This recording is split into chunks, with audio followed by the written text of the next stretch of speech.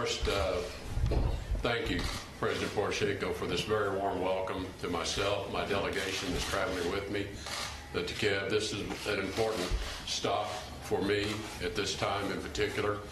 As you've acknowledged, recently appointed Ambassador Kurt Volker as a special representative on Ukraine, and I appreciate the accommodation you have made that will allow him to spend the next couple of days here becoming much more deeply familiar with the perspective of yourself and other members of your government and the Ukrainian people regarding this very challenging issue.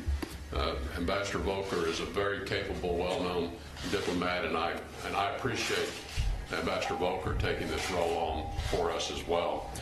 I think it is important to be very clear on what our goals are, the United States goals are, with respect to the situation here. And first and foremost, it is to restore Ukraine's territorial sovereignty and integrity.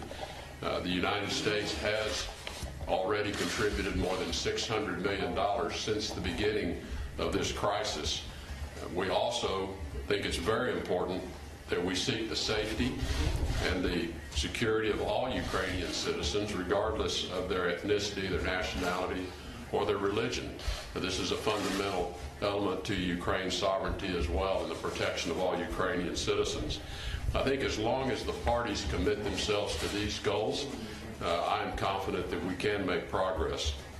I've been very clear in my discussions with Russian leadership on more than one occasion that it is necessary for Russia to take the first steps to de-escalate the situation in the east part of Ukraine, in particular by respecting the ceasefire, by pulling back the heavy weapons and allowing the OSCE observers to carry out their responsibilities.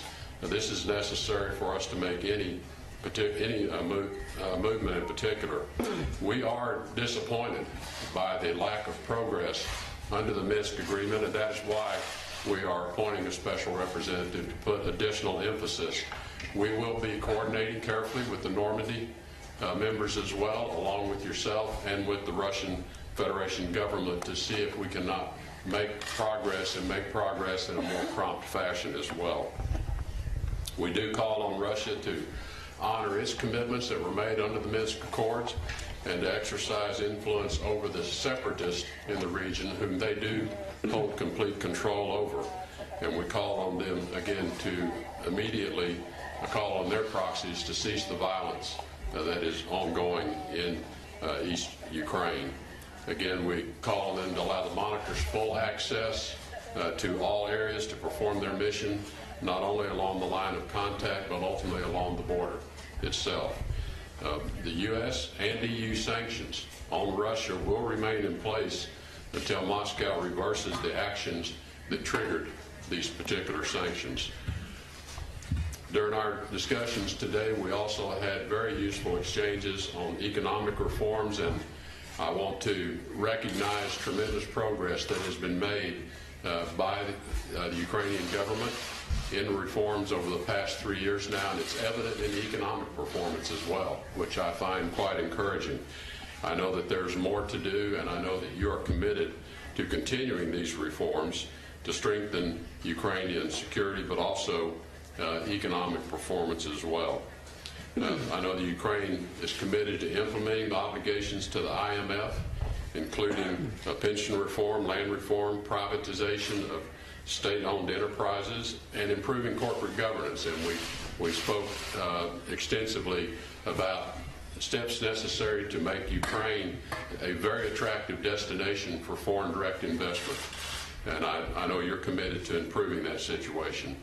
And we also discussed the importance of implementing the anti-corruption reforms, because that too is an important element of attracting foreign direct investment and more business activity, which will create more jobs for Ukrainian citizens and grow the economy.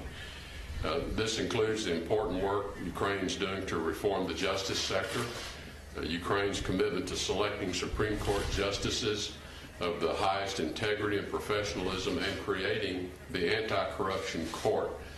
These are essential first steps in reforming the judiciary, and has all too often not been progressed. And I know, and you expressed your very sincere and commitment to progressing the actual creation of the court and the appointment of judges with the highest integrity.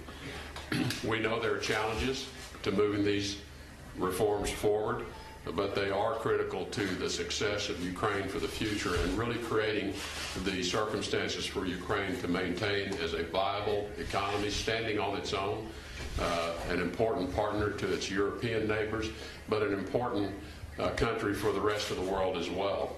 I'm quite encouraged by the situation that I see here in Ukraine, the progress that's been made, and I know that with these reforms, once they are in place, Ukraine will be a very attractive place for business investment elsewhere.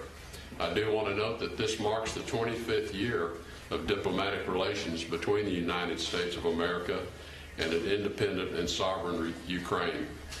America is very proud of the ties that we have and the profound friendship that has developed. And Mr. President, let me say personally, I'm very proud of the friendship we've developed through our multiple telephone contacts, our meeting in Washington, D.C. when President Trump hosted you at the White House, and this very warm welcome you've extended to me today. We have a lot of difficult work ahead of us, but I know we're committed to the same goals. Thank you.